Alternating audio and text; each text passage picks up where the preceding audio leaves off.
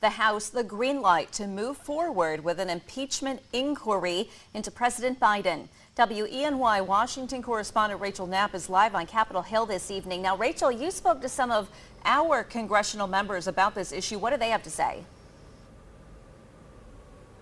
Good evening, Renata. So it really depends on who you talk to and in which chamber. For the most part, Senate Republicans are more focused on just keeping the government funded, and those deadlines are just right around the corner. Democrats are calling this absurd, and it's just a whole other story in the House.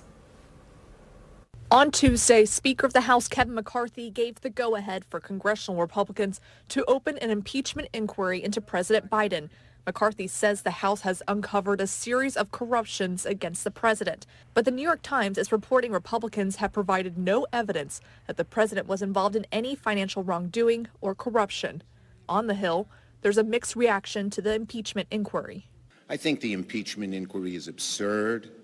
The American people want us to do something that will make their lives better, not go off on these chases and witch hunts. So we'll see how that progresses. I know the House has been engaged in that inquiry for a couple of years now.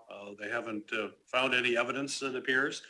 But I think really what the focus should be is making sure that we keep the government open. We got our hands full here trying to get through the appropriations process and not have an omnibus. And I don't have any advice to give to the House. They've got a totally different set of challenges than we do. And so I think the best advice for the Senate is to do our job, and we'll see how this plays out later. So it's safe to say you do support the inquiry. The inquiry, yeah, I mean, we want to do that, and I think it's necessary now because of everything that's surfaced. But the American people expect us to do the right thing for the right reasons.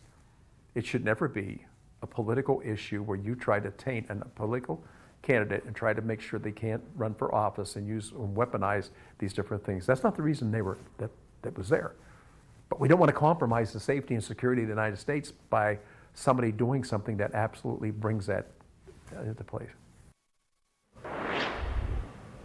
The House has voted to impeach 3 presidents: Andrew Johnson, Bill Clinton, and Donald Trump. Trump was impeached twice. Renata, back to you.